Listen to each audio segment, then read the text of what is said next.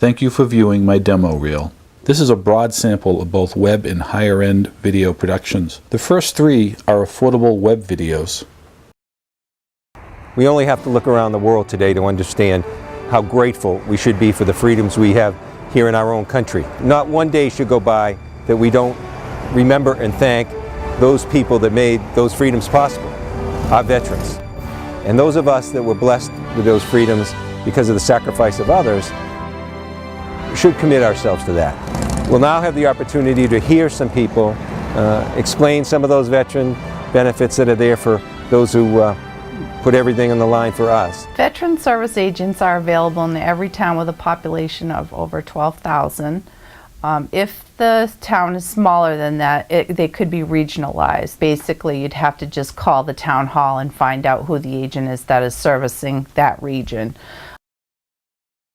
This is like a one-day because the DEA nationally is pushing this idea, but if I lived in Weymouth, I lived in town, and I want to drop off if I said, gee, I couldn't come on Saturday, right, and I wanted to get rid of some of the old prescriptions I had, right, what can you do? So Weymouth, we were lucky that we got a grant and that there's a kiosk inside the lobby of the police station that they can come in, and so I believe it's open 24/7. It's like a Just mailbox. drop it off. It's like a mailbox, and we dropped off. At least in the future too, I think we're going to continue doing it at Hazardous Waste Day every April and October. Now the boxes to your right, that we see over here, these are all like prescriptions, 5, 6, 7, 8 boxes filled with stuff today. This is just most of this is just from today. Some is from the other day. What I'm doing too is separating out all the narcotics, and so all the narcotics I have over in this section, at least so that we kind of get a feel for how much we're taking in.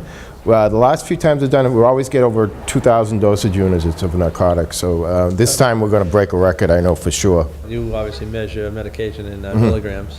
And the narcotics, they say that the going price for narcotics is about $1 a milligram. So that would be a lot of money that will disappear. Yeah, thousands and thousands of dollars. Street value. Right, right. Would be significant. See, I look at that part in the law enforcement side. We're trying to make sure we don't put it into the hands of the wrong people. First of all, young kids abusing it, that's obviously leads to some of the other problems I see with the thefts and things like that. We appreciate the help, and nice to see you again. Thank you. Wish you guys luck. My name is Thelma Goldstein. I live in Falmouth. Hi, my name is Rosemary O'Brien. I'm David McPhillips. I'm a Vietnam veteran from Pembroke. And I'm a full-time resident of Harwich, Massachusetts. My name is Lori Howe. My name is Pete Sampu.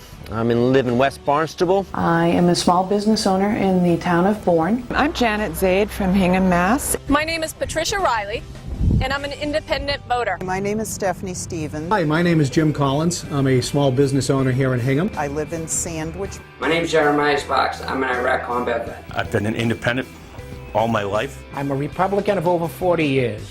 I don't vote for a party. I believe in voting the person. I voted both ways in many elections. And I am an independent voter. I'm supporting Bill Keating. I'm going to vote for Bill Keating. Bill Keating is a great guy and a great family man. I support Bill. I am voting for Bill Keating. Supporter of Bill Keating. I support Bill Keating. Bill Keating's got my vote. Bill cares about people. He listens to me. Bill Keating has supported the troops and will continue to support the troops. He's a man for families. We need someone with compassion, someone with a big heart. He will fight for us for Social Security, and he won't let Washington mess with it. His record and character are unimpeachable. He has to be the one. He can be trusted. He has the intelligence and the temperament. Character counts. He's taken on sacred cows in Massachusetts. Bill has been a reformer. Such as the Bill Bulger matter. Bill Keating had the courage and the tenacity to put his political career on the line at great risk and peril to fight hard to a cause he believed in. And isn't that the type of leader we need in Washington, D.C. right now? The next two videos, co-produced with BCN Productions, are an example of stronger production values requiring a higher investment. I don't know. Who's driving? I will.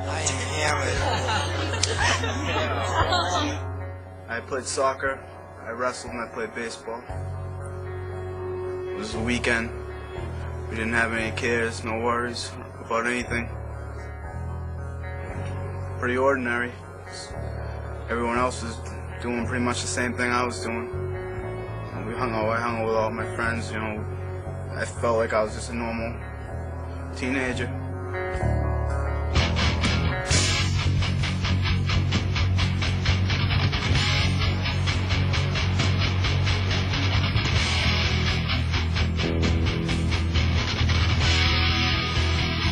never really know what could happen that night. You just want to go out and have fun, but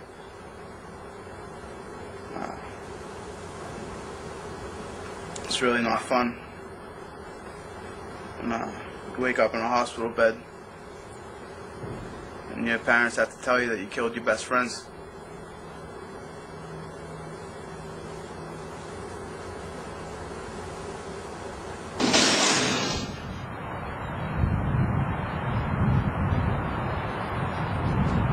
Your circumstances in life, decisions you make in life, they're going to decide your future.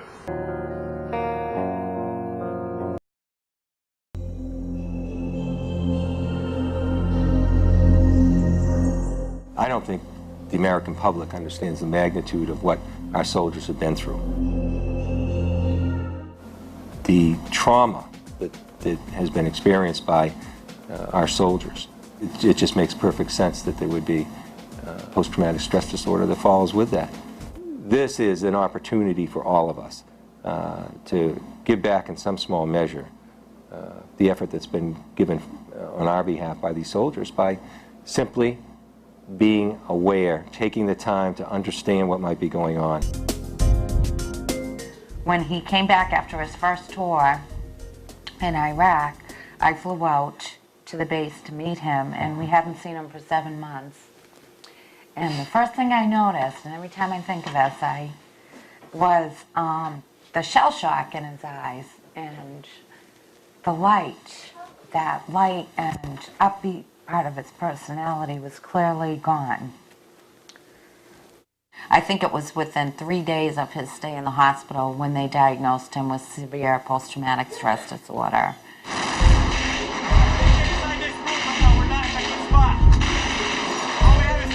PTSD happens when someone is exposed to a traumatic event in which they feel helplessness, fear, or horror. People who've been exposed to trauma, they haven't had a chance to get treatment for it, they will find themselves constantly being triggered by events in the environment, such as might be certain smells that might remind them of their experience in the traumatic event.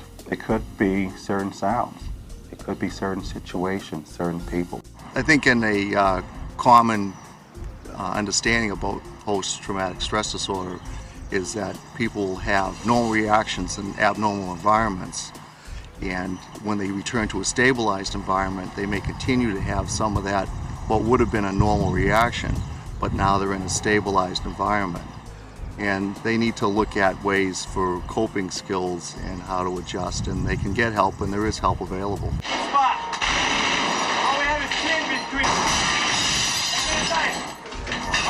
Regardless of how many parades, celebrations, yellow ribbons, there is a readjustment. It's something that deep inside you was planted during the war, in Iraq, in Vietnam, in World War I, World War II. It's just the nature of the beast. So here we are.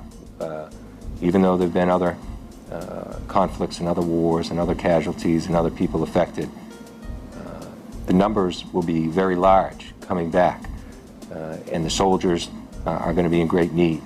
Are we going to wait again another several years, find out that we're not doing enough, and then react after several more years pass? I hope not.